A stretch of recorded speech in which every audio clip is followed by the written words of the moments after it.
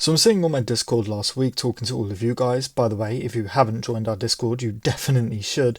But anyway, one of our good friends suggested a Disney game to me. Now, I've got to be honest, I don't play a lot of Disney games. In fact, I don't play any. The main reason being is I don't enjoy a lot of what Disney do nowadays. I don't much care for the live action remakes. I think their modern animated movies aren't anywhere near as good as they used to be. For example, Frozen literally makes me want to put my head through a brick wall, but that's probably because my 5-year-old sister doesn't shut up about it. But my point is, I don't enjoy modern Disney or Pixar movies for the most part, with a few exceptions such as Wreck-It Ralph and Big Hero 6. As a kid, I loved Toy Story, Lilo and Stitch, Monsters Inc., WALL-E. I still to this day think that The Lion King is the best animated movie of all time, but I digress. Our friend recommended this game and I thought, yeah, alright, it's a Disney game so it's probably not for me. And then they tell me that it's basically a Disney Animal Crossing, and considering I got addicted, and I mean addicted, to Animal Crossing when it came out, it made my head perk up like a little meerkat.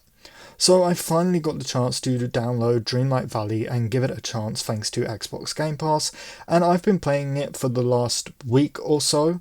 I've been playing it for about 10 hours a day. This game is amazing and I am addicted and in love. I have already put a good 50 hours into this game. Now believe me when I say that this is a Disney Animal Crossing, I really mean it, like it's basically a rip-off of Animal Crossing, but honestly I think it's better. It has a lot of the goodness of Animal Crossing while also taking away the annoying stuff like having to make new tools every 45 seconds. You don't need to do that here. You just get your tools and you get to keep them, which I appreciate in a game that's already kind of grindy as it is. The game starts with you creating your own Disney character, so what you're seeing now is about as close to a face reveal as you're ever gonna get. You can also change your character literally whenever you would like, which is a great bonus. If you want to change your hair or your eyes or whatever, just open up the menu and you can do it whenever you'd like. You then meet Merlin, who is a wizard, and he tells you about the forgetting, which is a pretty much on-the-nose way to say that kids have grown up and they don't believe in any of the characters anymore. And your job is to rebuild the valley and get rid of the forgetting and sort of bring all of these characters back. Now it is important to note that this game is still in early access. This is not the full game. So you will encounter a lot of bugs and glitches because the game is being developed still, basically. I'm lucky enough that I haven't experienced a whole lot of bugs, only very few minor ones which you can easily look over, except from one which I do talk about at the end of this video, but everybody else who has played this game that I know personally has told me that they're experiencing a lot of bugs, so just be warned for that. I guess I'm just lucky. But look, this game is really addictive and fun, but I do have some worries which I will get to here after we talk about the good stuff. The overall story is actually quite intriguing. You have a bunch of different quest lines you can do for different NPCs, or in this case Disney characters such as Mickey Mouse, Goofy and WALL-E, who, not to be dramatic, but I would die for, and of course Merlin and lots of others. Again, imagine Animal Crossing with some RPG-like quests with Disney characters. I cannot stress enough that this game is basically Animal Crossing Disney Edition, but I absolutely love it for that. One thing that really excites me is the fact that more characters are going to be added, and there are obviously hundreds of awesome Disney characters that could be in this game. The developers have already confirmed Scar from The Lion King and Woody from Toy Story, and there will be plenty of more to come, but that is where my worry sets in. This game will be free to play once it fully releases, at least from what I've heard, and that worries me a hell of a lot. And one thing you need to absolutely understand is the thing that makes this game so great is the characters. If they started being locked behind paywalls, I very likely will never touch this game again because it kills the excitement and the premise of the entire game. Personally, I would much rather pay for a £60 game and get the future characters in free updates and or DLC.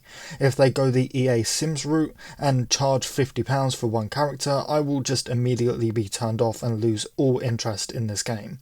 I love Sims, and one of my big problems with it, and one of the reasons I never play it, is because, well, A, I just hate EA, and B, in order to get the add-ons you're easily paying over £1,000 for all of them, which I'm not down to do. So I won't lie, I am very worried about this being the future of Dreamlight Valley, but as long as they don't charge for any characters and only charge for very unnecessary cosmetics, I'll still be disappointed because microtransactions, but I won't stop playing. I hope that makes sense. Like, I am in this for the long haul. I want to 100% this game and unlock every area and every character. I want to do every single quest, cook every single meal, mine every single ore. I only discovered this game a week ago and I'm already counting down the days until the next update. Now, the one massive, big, glaring issue I have with this is the building. It needs improving massively.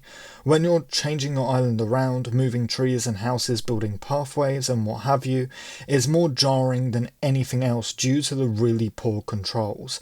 Now, I am playing on an Xbox, so I don't know about the controls over on the Switch or PC, but for me, the controls just absolutely suck. As much as I've loved building my own little town and tidying things up and making little residential areas, if you will, changing literally everything to my liking, I really dread going into it because the controls are just so poor. You can see in this clip here how much I'm struggling, and this is coming from somebody who literally plays video games for a living. There were also a number of times I would sit there for like a good hour changing my town around. I'd back out into the normal game and half of the stuff I did wouldn't be saved and the items would just be basically like thrown all over the map. There's no other way I can really explain it, which again you can see in some of these clips. The whole building thing just makes me really frustrated. Even though I do enjoy it and it does have really good potential, it just massively needs improving because of the poor controls. Now, as I said, this game will be free to play once it fully releases. Right now, you are just paying for the early access, which comes with a few cosmetic things that you really don't need. If you want to wait until the game is free, nobody will blame you. Now, buy, wait for sale, or avoid, well, it kind of depends. The Ultimate Edition, yes, they do the whole Ultimate and Deluxe Edition thing. Let's just pretend like we don't hate that, I guess. The Ultimate Edition, which basically comes with a bunch of extra cosmetics, I'd definitely say avoid. You're literally paying for clothes and furniture, which honestly, in my opinion, aren't even nice. Now, the Deluxe Edition is basically the same thing, but with less cosmetics, so again, I would say avoid.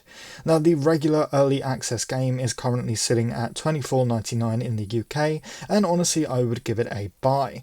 This is fairly cheap for games nowadays. They very easily could have given this game a £60 price tag for the early access, and I'm grateful that they didn't.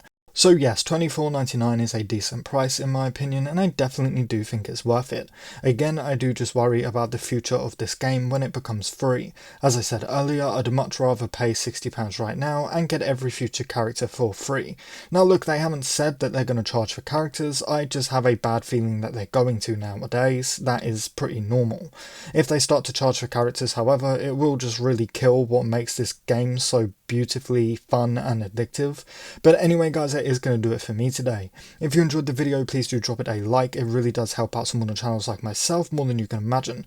And hey, if you're new around here, we mostly cover open world RPGs such as Elder Scrolls, Fallout, Starfield, Outer Worlds, and everything else. So if that kind of stuff does interest you, please consider subscribing. Anyway, with that said, thank you all so much for watching, and I really hope to see you in the next one.